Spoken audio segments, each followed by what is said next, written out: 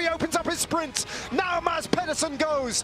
Van Aert fighting for room on the barriers. Down the middle though, an attack from Intermarché-Wanty, but it's Pedersen who's going to hold off Van Aert. Is he? Van Aert runs in mighty close, but Pedersen holds off the challenge of Wout van Aert.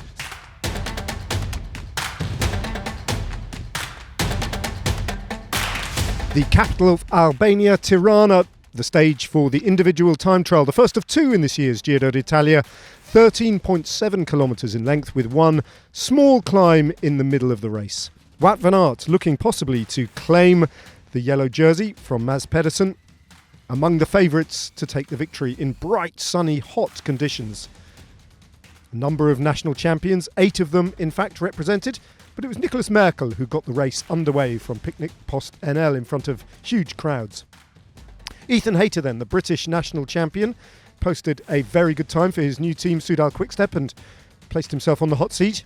He had to watch on though as the reigning European champion Edoardo Affini from Visma Lease bike reclaimed the race lead for Italy, taking it from Ethan Hayter.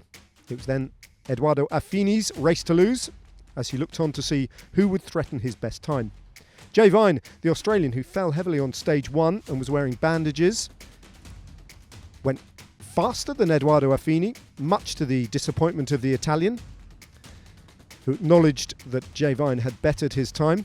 And then it was Josh Tarling, the British national champion from Ineos, who went out, one of the red-hot favourites, and started immediately to post a time that suggested he was on a schedule to beat Jay Vine, which he did by 3 seconds, setting a new best time of 16:07 for the 13.7 kilometres of the individual time trial in sweltering conditions. Then the main GC contenders, one by one, as we got to the top order of the general classification, went off. Juan Ayuso, a little bit down on the schedule of Jay Vine, who'd set the best time at the checkpoint. Ayuso then losing a little bit of time at the line, but within measure. Primož Roglic, one of the favourites, not just for the Giro d'Italia outright, but also for the stage, then embarked on his individual time trial. In the meantime, Daan Hoel, the Dutchman from Lidl-Trek, was posting a very good split time and looking dominant out on the road, as if he might be able to dislodge Jay Vine in the hot seat. Roglic, though, matching the pace of Jay Vine, almost pedal stroke for pedal stroke, and hitting the descent back into Tirana. And Primož Roglic narrowly missing out on Josh Tarling's best time by just 1 second. Tarling then relieved to have lived to fight another day as the top 2 in the general classification went off. The man in the Maglia Ciclamino, Wout van Aert, uncharacteristically a little bit below par in this individual time trial. And then the Maglia Rosa himself, Mads Pedersen, knowing that he could only concede 10 seconds to Primož Roglic or he would lose the race lead.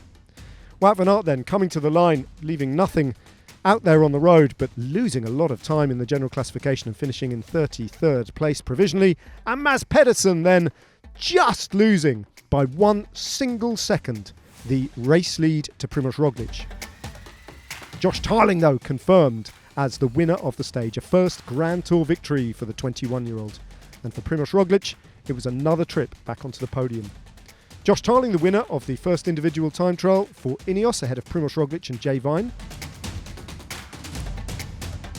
And Roglic takes over the race lead by the narrowest of margins imaginable. Mads Pedersen just 1 second down on GC, with Matthias Vacek moving up to third.